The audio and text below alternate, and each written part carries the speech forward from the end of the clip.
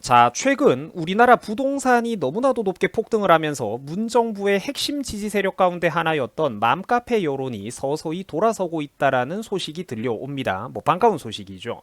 물론 여전히 답이 없는 곳들도 많지만 그래도 우리가 이런 뉴스를 바라보면서 한 줄기 희망이라도 품어봅니다. 자, 부동산 폭등으로 인해 가지고 내 집 마련을 하지 못한 서민들, 서민 부부들, 그리고 맘카페 회원들이 많죠. 이들이 현재 많은 어려움을 겪고 있다라고 합니다. 비단 이들만의 문제가 아니라 모든 국민들, 전 국민적인 문제겠죠. 심지어 이들 중에서는 이제 자기의 과거 선택을 후회하면서 문정부 이전으로 되돌아가고 싶다라는 의미심장한 반응까지 나오고 있습니다. 야, 이 멘트를 보면은 참 저 같은 사람은 진짜 마음이 참 아픈데 관련된 소식을 간단하게 제가 한번 정리를 해봤습니다. 자, 최근에 한 맘카페에서는 부동산을 도대체 뭘 어떻게 건드렸길래 이렇게까지 다 망가질 수가 있는 건가요? 라는 댓글이 올라왔습니다. 자, 이런 댓글이 어떤 배경에서 올라왔냐면은 전세가 폭등으로 인해 가지고 전세 재계약에 실패를 했다라는 한 맘카페 회원의 게시물에 대해서 이제 사람들이 공감을 표시하면서 이제 이런 여론을 달기 시작했던 겁니다. 한두 사람이 아니라 거의 대부분의 그 카페 안에 있는 여러 사람들이 폭넓은 공감대를 형성하고 있었어요. 사실 저 같은 사람들은 오래전부터 문정부가 실시하는 이런 정신나간 부동산 정책들과 경제 정책들 수도 없이 비판을 했었죠. 또 그로 인한 부작용과 역효과까지 수도 없이 경고를 했던 입장이다 보니까 사실 저 같은 사람들은 이제 와가지고 이럴 줄 몰랐었다라는 사람들을 볼 때면은 솔직히 좀 화도 나고 또 안타까운 게 사실입니다. 안타깝죠. 이제라도 정신을 차려주는 게 고맙기는 한데 사실 잘 믿음이 안 가고 지금도 좀 불안불안해요. 많이 안타깝습니다, 정말로. 어쨌든 그래가지고 내용을 한번 살펴봅시다. 자, 최근 맘카페에서는 이런 글이 올라왔어요. 간단하게 읽어드리자면은 지금 전세 재계약에 실패하신 분들 어떻게 해결을 보셨나요? 이제 집주인이 다시 들어와가지고 이제 다시 들어와서 살겠다고 나가달라고 합니다. 3개월 안에 다시 전셋집을 제가 알아봐야 되는데 2년 전에 들어왔던 이 돈으로는 같은 급의 아파트로 갈 수가 없어요 라는 얘기입니다. 어른들은 이미 이해되는 분들이 많을 거예요. 딱 들어보면은 완전 교과서적인 전형적인 단어들이 툭툭 튀어나오죠. 여기서도 핵심은 이런 부분일 겁니다. 2년 전에 그때 그 돈으로는 같은 급의 아파트로 갈아탈 수가 없다. 자, 이게 뭘 말하는 걸까요? 그렇죠. 문정부 들어가지고 부동산 가격이 그야말로 어마어마하게 폭등을 해버렸기 때문입니다. 2년 전에 그때 그 돈으로는 같은 아파트로 더 이상 갈 수가 없죠. 집이 없는 사람들이. 이제 직장 생활하고 월급 받으면서 수도권의 아파트를 순수한 자기 힘만으로 마련한다라는 거는 이제는 어지간한 전문직도 거의 불가능한 그런 시대가 되어가고 있습니다. 자, 계속해서 좀 읽어드릴게요. 전세금 플러스 가진 돈 탈탈 털어넣어봐야 전세금 더하기 가진 돈을 전부 다 털어넣어봐야 빠듯하게 다른 곳을 알아볼 수가 있는데 주거 비용으로 모든 수입과 자산을 지출해야만 하는 이런 상황이 너무나도 싫습니다. 이제 이런 말을 하고 있죠. 싫으면은 더 싼 동네 다른 주택을 알아보면 되겠지만 한숨만 나옵니다. 2년 만에 제가 가지고 있던 전세 보증금이 그냥 반전세, 월세 보증금 수준으로 되어 버렸습니다. 나만 돈이 없네요 라고 합니다. 마음이 아프죠. 자, 뭐 문정부 부동산 정책 실패에 대한 그런 일반 국민들의 생생한 입장이 거의 전부 다 들어가 있다고 볼 수가 있습니다. 특히 우리가 주목할 만한 부분들은 이런 것들이죠. 주거 비용으로 수입과 자산의 거의 대부분을 지출해야 된다. 2년 만에 전세 보증금이 월세 보증금 수준으로 되어 버렸다. 문정부의 부동산 정책 실패에 대해서 거의 모든 게 함축되어 있는 명문입니다. 안타깝죠. 자, 그에 대한 맘카페 회원들의 반응입니다. 문정부 이전으로 돌아가고 싶습니다. 진심으로. 촛불 집회에는 내가 왜 나갔었는지. 지금이 지옥입니다. 지옥. 내 발등을 내가 찍었어요. 그렇죠. 저 같은 사람들이 극우 소리 들어가면서 지난 4년, 5년 동안 수백 번을 고래고래 목이 쉬도록 가르치고 떠먹여줬던 게 바로 이거 아닙니까? 이거. 중간중간에 그래도 우리나라 국민들이 진작에 나라를 바로잡을 기회가 몇 번 있었지만 뭐 지방선거라든지 이런 것들 근데 그러지를 못하고 길을 정말 너무나도 많이 둘러와 버렸죠. 자, 다른 회원들의 반응도 비슷합니다. 진짜 매물이 없어도 너무 없어요. 세금으로 꽁꽁 묶어놔가지고 움직일 수가 없네요. 여기서 매물이 없다라는 말은 뭐 전세 매물이 실종되어 버린 현 상황을 말하는 거죠. 그리고 세금 얘기도 뭐 정확합니다. 과도한 정부 개입과 규제는 부동산 시장에 어마어마한 역효과만 낳고 있죠. 자, 밑에 있는 다른 댓글들도 마찬가지입니다. 4억 전세가가 10억이 넘어 버렸어요. 거기에 놀라가지고 지금이라도 사자고 경기도 외곽에 있는 집값까지 다 끌어올려 버리고 가격이 오르는 거 보면은 진짜 미친 것 같아요. 뭐가 와가지고 건드리면은 이렇게 다 망가뜨릴 수가 있는지 문재인과 민주당이 역사에 남을 대역 죄인입니다. 욕도 아까울 지경이에요. 라고 하고 있습니다. 야, 여러분들 감개무량하죠? 진짜 세상 오래 살고 볼 일이죠. 그토록 이 사람들 옛날에 몇 년 전에 그때 계몽시켜주려고 그 고생을 했는데 우리가 그렇게 고생을 했던 맘카페와 요초 커뮤니티에서 자기들 스스로 지금 이런 반응이 나오고 있습니다. 2, 3년 전에 내가 이런 얘기 해줄 때 저 사람들이 나한테 뭐라고 했어요. 마음이 아프잖아 그게. 딱 이렇게 될 거라고 지난 몇 년 내내 떠들어댔는데 굳이 이런 고통을 꼭 겪어봐야지만 아는 걸까. 그게 좀 안타깝잖아요 여러분. 그죠? 그 밖에 임대차 3법에 대한 비판이라든지 문정부의 부동산 정책에 대한 비판도 뭐 이제서야 이렇게 하나 둘 나오고 있습니다. 뭐 박근혜 때 6억도 안 했던 아파트가 지금 12억이 넘습니다. 임대차 3법이 진짜 미친 법이에요 라고 하는데 물론 맞는 말이지. 그래 맞는 말인데 안타깝다라는 거예요. 왜 그걸 이제 알아.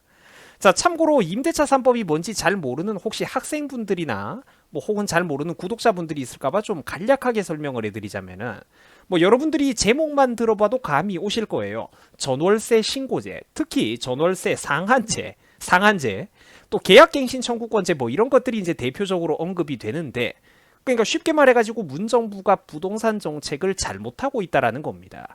문정부의 부동산 정책을 간략하게 요약을 해드리자면 정부가 사인들, 일반 국민들 간의 계약 관계에 강제로 간섭을 하고 있는 게 핵심입니다. 집주인들한테 일방적으로 불리한 모든 페널티를 다 떠넘기고 있죠. 전세나 월세 같은 부동산 임대료는 집주인과 세입자들 간의 그 시장 경제를 통해 가지고 알아서 시세가 형성이 되는 것인데 국가가 지금 문정부는 거기에 강제로 개입을 하고 있는 겁니다. 그 밖에 임대차 계약이 끝나면은 세입자는 깨끗하게 나가줘야 되는데 나가기 싫다고 버티기를 들어가면은 국가가 약자라고 무조건 세입자를 편들어주고 또 집주인 너는 강자니까 네가 손해를 좀 봐라 참아라 이런 식으로 피해와 손해를 국가가 지금 떠넘기고 있다라는 겁니다. 이런 정책들을 지금 실제로 문정부가 밀어붙이고 있어요. 그 집주인들에게 가해지는 과도한 세금과 규제가 결국 어디로 가겠습니까? 그렇죠. 내 집이 없는 서민들에게 고스란히 세입자들에게 함께 전가가 되는 겁니다. 부동산 가격이 폭등을 하는 거죠. 왜? 세금과 규제가 많으니까. 차라리 가만 냅두고 아무 일도 안 하는 것보다도 못한 결과를 낳고 있다라는 거예요. 이런 과도한 집주인들에게 가해지는 과도한 세금과 규제, 세입자들에게 책임 전가가 함께 되고 있죠. 또 전세 매물의 실종으로 이어지고 있습니다. 왜? 전셋집을 내놓으면 집주인들에게 손해만 많으니까. 근데 전세 매물이 실종되니까 무슨 일이 벌어집니까? 부동산 가격이 더욱더 폭등을 하는 거죠. 혼돈의 카오스 같은 웃지 못할 상황만 날이 갈수록 심각해지고 있다라는 거예요. 그러니까 지금 이런 일련의 얘기들을 들어보면은 사실 부동산에 대해서 잘 모르고 낯설게 들리는 우리 나이 어린 중고등학생과 대학생 여러분들도 그게 형 자유국가에서 가능한 정책들인가요? 신기하게 들리는 분들 많을 거예요. 근데 맞아요. 말이 안 되는데 그게 지금 우리나라에서 벌어지고 있는 거예요. 왜? 민주당이 의석수도 많고 힘이 강했으니까요. 국민들이 문정부를 뽑아버렸잖아. 자유시장 경제에서 반공산주의 국가 수준의 부동산 정책이 지금 실시되고 있는 거예요. 그에 대한 역효과로 뭐가 따라왔다? 부동산이 폭등을 해버렸잖아요. 이제 대다수 평범한 학생 여러분들, 젊은 여러분들은 앞으로 수도권의 아파트를 절대로 살 수가 없는 시대가 이미 왔습니다. 그래서 문정부의 부동산법들을 부동산 악법이라고 사람들이 이렇게 비판을 하는 거예요. 사실 지난해였던 불과 2020년 8월 무렵에도 국민들이 참다가 부동산과 국민들 사유재산에 대한 정부의 과도한 규제와 개입을 그만해라. 해도 너무 심하다. 이제 이거를 국민들이 좀 단체로 비판하고 길거리로 나서는 이런 집회성 움직임이 있었습니다. 작년에도. 근데 바보 같은 우리나라의 제3자 국민들이 다들 이렇게 솔로몬 병에 걸려버려가지고 방역 프레임 하나에 선동을 당해가지고 이런 반문정부의 운동들을 무작정 비난을 해버려가지고 이게 묻혀버렸어요. 이런 것들이.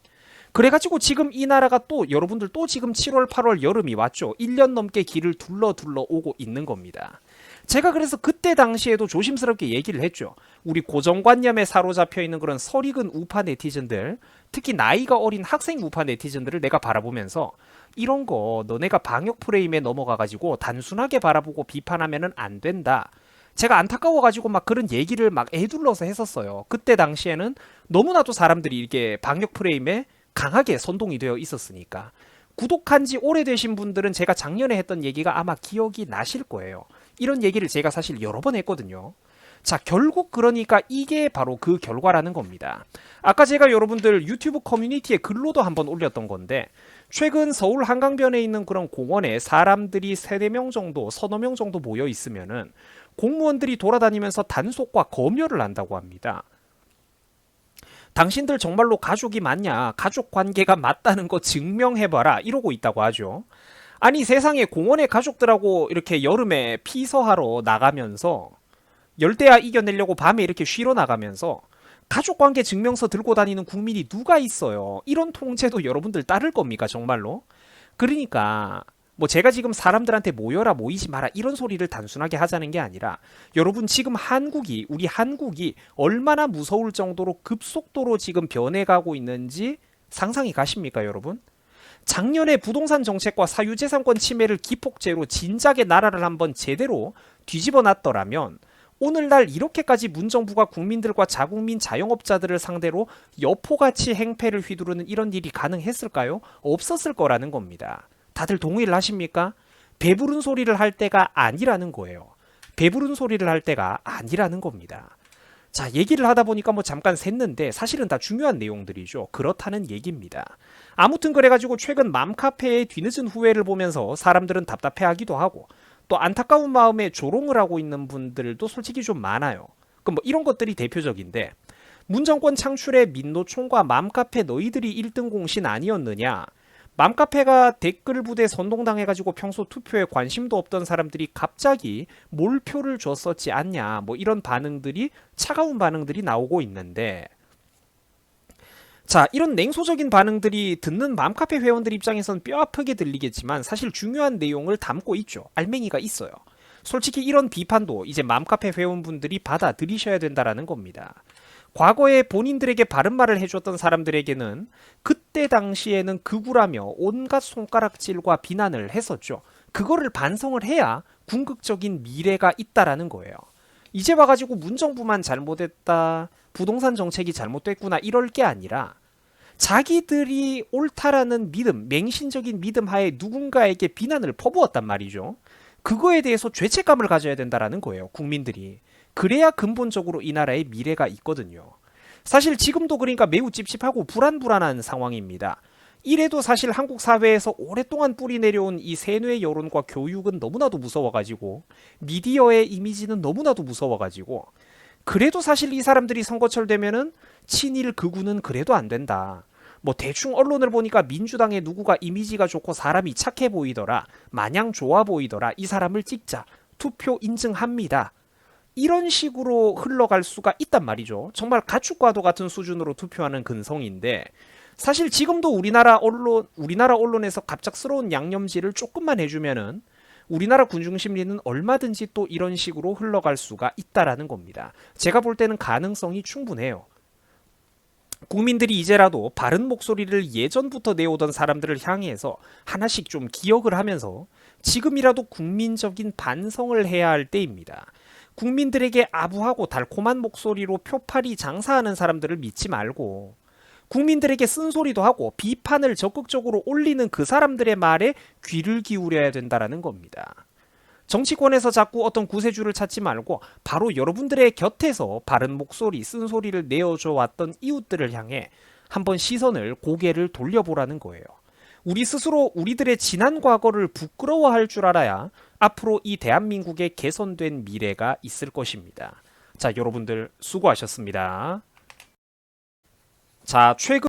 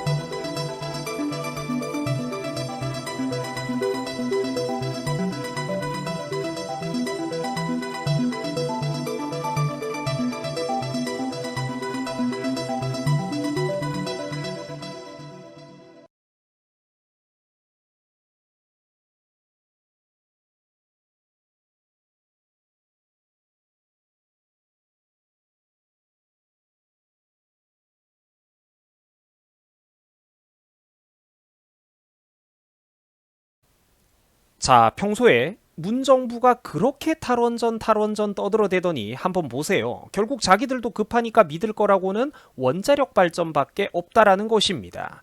자, 전 정권들 시절 조금이라도 우리가 늘려놓고 손을 봐놨던 원자력 발전소마저 없었더라면 지금 당장 우리나라에 무슨 일이 벌어졌겠습니까? 국민들이 정신을 차려야 됩니다. 자, 시청자 여러분, 대규모 정전 사태를 이른바 블랙아웃이라고 표현을 합니다. 자, 그런데 최근에 뉴스 기사를 보면은 계속해서 블랙아웃이라는 이 단어가 반복적으로 등장을 하고 있어요. 왜 그럴까요? 그럴 수밖에 없는 게 대규모 전력난이 실제로 바로 우리나라의 코앞까지 다가와 있기 때문입니다. 평소 그렇게 탈원전을 외치던 문정부는 블랙아웃에 대한 우려, 대규모 정전 사태에 대한 국가적 우려가 커지자 부랴부랴 서둘러가지고 원전을 재가동할 거라고 호들갑을 떨어대고 있다라고 하죠. 예정보다 더 빠르게 점검 기간을 단축해가지고 빨리 재가동을 하려고 하고 있다라고 합니다. 코미디 프로그램이 따로 없죠. 자, 상황이 이렇게 심각하다 보니까 오늘도 제가 다시 한번 우리나라 원자력 발전의 중요성에 대한 이야기를 도저히 안 할 수가 없었습니다.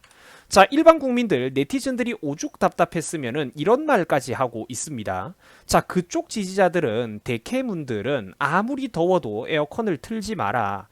지금 전력난이 오는 이게 다 너희 문프가 만들어 놓은 것 아니냐 이렇게 지금 얘기를 하고 있어요. 자, 여러분 근데 이게 100% 맞는 말이죠. 얼마나 이게 안타까운 비극이고 또 동시에 코미디 같은 일입니까? 이웃집에 불이 난 줄 알고 우리가 구경을 하고 있었는데 웬걸 우리나라 얘기였다라는 소리예요. 우리나라가 망하고 있는 소리였던 거야. 자, 다들 기억하실런지 모르겠습니다만 문정부의 고위 관계자들은 불과 5일 전 우리나라 전력 수급에는 아무런 문제가 없다라며 큰 소리를 뻥뻥 쳐댔습니다. 이게 불과 5일 전에 있었던 일이에요. 심지어 여기다가 국민들의 비판이 억울하다라는 식으로 툭 하면은 이제 탈원전 공격으로 연결지어서 안타깝다라고, 그러니까 사실상 자기들은 죄가 없고 억울하다라는 반응을 보였습니다. 자, 그런데 여러분들 결과는 과연 어땠나요? 현실은 어땠습니까? 그렇죠. 이게 바로 현실입니다. 전국의 각 지역별로 몇 시부터 몇 시까지는 에어컨을 켜라 혹은 에어컨을 꺼라 이러면서 공공기관 에어컨 규제까지 하고 있습니다. 조금이라도 전력 소모량을 뒤늦게 이제 줄여보겠다라는 한심한 정책이라는 것이죠.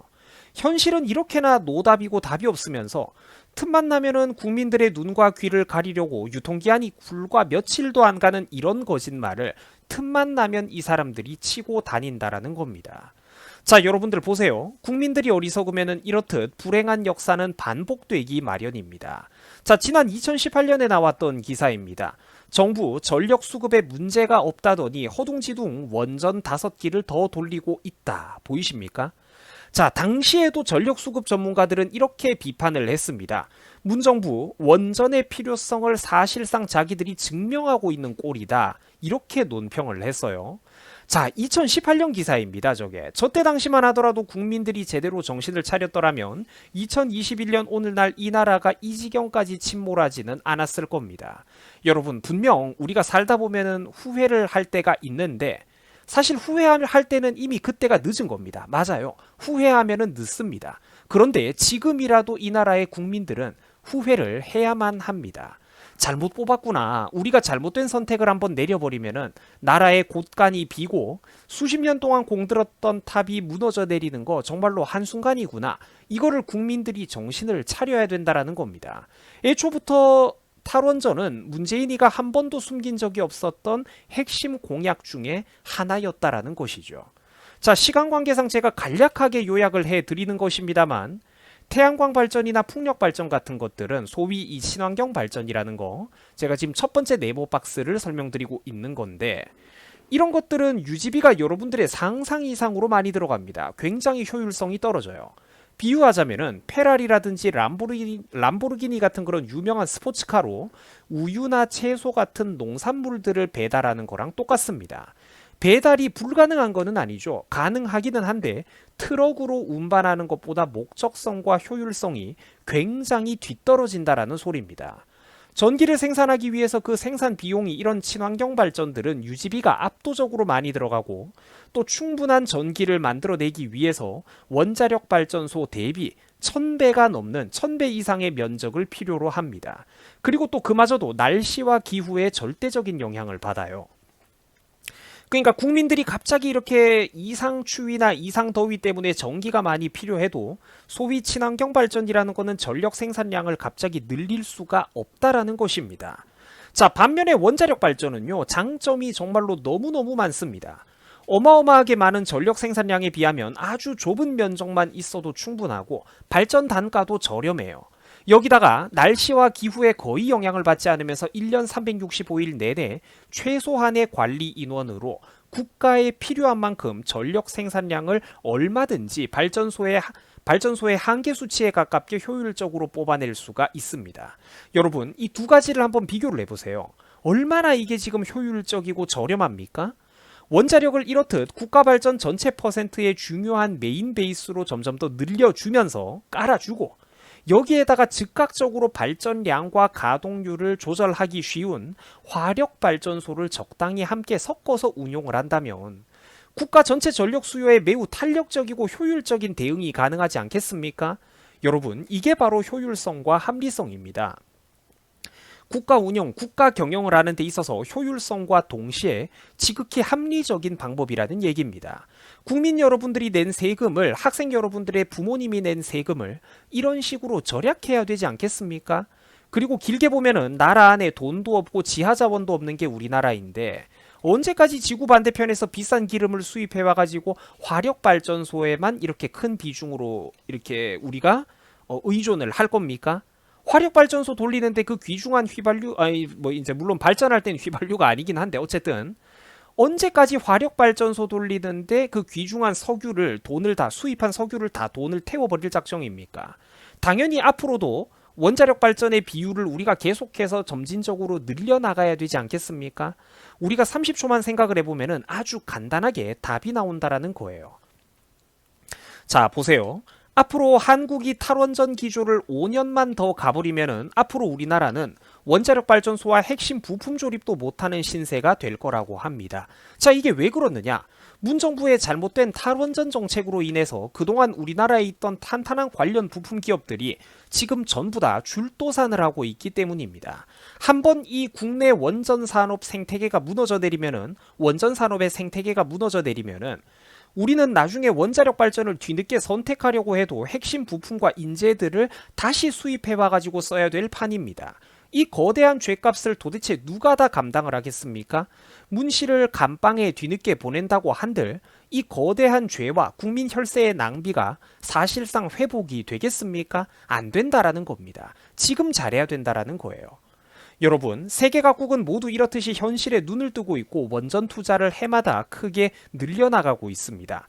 해마다 세계 원자력 발전 시장은 가파르게 성장을 하고 있어요. 원전 산업은 우리 한국의 미래와 현실에 있어서 필수이자 우리 국민들이 앞으로 먹고 살아가기 위한 핵심적인 미래 수출 먹거리와도 같습니다. 이거를 왜 포기합니까, 여러분? 이 좋은 거를 우리가 왜 포기를 해야 합니까, 도대체? 지금 이 나라의 망가져버린 현실을 한번 보세요. 전기가 부족하고 전력 예비율이 한 자릿수를 밑돌고 있고 에어컨 키는 것까지 지금 국민들이 산업들이 걱정을 하고 있습니다. 이런 나라에서 무슨 이상적인 달콤한 미래가 있습니까? 기본소득이요? 4차 산업혁명이요? 혁신이요? 현실이 뒷받침되지 않으면 허울 좋은 정치적 구호 따위는 공허한 공연불에 지나지 않는다라는 것입니다. 자, 지금 대한민국은 문정부의 수많은 잘못된 경제정책들로 인해서 오히려 5년 전 대비 제조업계의 전력 수요량이 감소를 하고 있는 형편입니다. 그런데 여러분들 전기는 부족해지고 있는 거예요. 여러분 이거 심각한 상황입니다. 자, 다시 한 번 더 설명을 드릴 건데 우리나라 제조업의 전력 수요는 지금 5년 전 대비 오히려 감소하고 있습니다. 나라 산업이 지금 쪼그라들고 있어요. 이것만으로도 사실 문제가 굉장히 심각한 겁니다. 문정부가 그만큼 제조산업 기업하기 좋은 환경을 전반적으로 박살내놓고 있다라는 소리입니다. 자, 그런데 수많은 기업들이 망하고 제조업 전력 수요가 줄어들었는데도 전기가 부족하다라는 게 지금 이 상황의 핵심이라는 겁니다. 얼마나 심각한 상황인지 여러분들 이해가 됩니까? 5년 전보다 전기 수요가 이제 우리나라 제조업계에서 감소를 했는데도 우리나라에서 가장 많은 전기를 쓰는 분야의 전력 수요량이 감소를 했는데도 그런데도 전기는 지금 부족하다라는 거예요. 얼마나 심각한 상황인지 이제 이해가 되시죠? 여러분들 만약에 정상적인 정부였다면 유튜버 얼음 사이다가 독재를 하는 정부였다면 당연히 해마다 급증하는 전력 수요를 진작부터 있는 그대로 내다보고 10년도 전부터 원자력 발전소를 엄청나게 늘려왔을 겁니다. 실제로 제가 20살 때 학생 시절부터 계속해서 이 나라를 위해서 주장을 해왔던 게 원자력 발전을 늘려야 된다라는 주장이었습니다. 제가 20살 때부터 주장을 했던 거예요. 민주당이랑 환경단체가 만약에 반대질을 해대면은 저 같은 사람이 눈이나 하나 깜짝하겠습니까? 눈 하나 깜짝 안 하고 그것들의 궁뎅이를 뻥 하고 걷어차버리고 불도저로 싹 다 밀어버리는 한이 있었어도 진작에 원자력 발전소를 팍팍 밀어붙였겠죠. 내가 만약에 국가 지도자였더라면. 그렇게 하면은 우리나라는 어떤 이득을 봤을까요? 그렇죠. 국가 공기업인 한국전력도 건전한 재정을 유지할 수 있는 것은 물론이고 국민 여러분들의 누진제도 진작에 거의 대부분 지금쯤이면 없애버렸고 한여름 무더위나 한겨울 추위에도 에어컨과 히터를 필요한 만큼 빵빵하게 저렴한 가격으로 국민들이 틀 수가 있었을 겁니다. 15년 전부터 제 말대로 했더라면 말이죠. 그러니까 물론 수출 기업들도 이렇게 원자력 발전소가 많고 저렴한 전기가 대량으로 공급이 되었더라면 우리나라 수출 대기업들도 많은 이득을 받겠죠. 지금도 저렴한 이 산업 전기 요금을 더 저렴한 단가로 낮춰줘 가지고 수출 단가 부담을 크게 덜어낼 수가 있었을 겁니다. 기업도 편하고 공기업도 편하고 국민도 편하고. 여러분, 이게 뭡니까? 기적이죠. 사람에 의해서 만들어진 기적. 이게 바로 진정한 혁신이고 국민 복지고 나라의 발전이라는 것입니다. 얼마 전에 문정부는 자기들이 잘해가지고 우리나라가 선진국 대열에 합류했다라면서 대대적인 홍보를 해댔습니다. 기억나시죠? 그리고 당시 저는 그때도 이제 그 사실을 강하게 비판을 했었는데, 보세요 여러분. 벌써부터 지금 우리나라에 청구서가 날아들고 있습니다. 유럽연합에서 우리나라 보고 화석연료를 그만 쓰라면서 벌써부터 한국 기업들을 상대로 연 1조 원이 넘어가는 청구서를 들이밀고 있습니다. 우리나라 수출 기업들이 결국 저것까지 부담해가지고 없는 돈을 또 만들어내야 되겠죠. 여러분, 이게 바로 그 결과입니다. 유엔에서도 이제 우리나라 보고 탄소 배출량을 더욱더 엄격하게 줄이라고 빡빡하게 검열하게 타이트하게 될 겁니다. 타이트하게 검열하게 될 거예요. 제가 분명히 얼마 전에 경고를 했었지 않습니까? 간판만 선진국이라고 타이틀 바꿔거는 게 뭐가 그렇게 중요하냐고, 실질적인 실리를 챙기는 게 중요한 것 아니냐고. 이 요금, 값비싼 요금 청구서는 금방 우리나라에게 날아오게 될 거라고 말입니다. 결국 허영심과 사치를 부린 대가가 이토록 혹독하다라는 것입니다. 허영심과 사치를 부린 대가가 뭐다? 그렇죠. 카드 청구서가 날아들고 현실이 참담하다라는 겁니다. 국민들 스스로 이제 이런 현실에 눈을 떠야 됩니다. 이제 백마탄 초이는 저 너머에서 호련히 갑자기 등장해주지 않습니다. 반드시 국민들 스스로가 먼저 최소한의 의식이 깨어나야만 합니다. 국민들이 깨어나야 백마탄 초이디 등장하더라도 그 사람을 알아보고 뽑아줄 수가 있는 겁니다. 자, 여러분들 수고하셨습니다.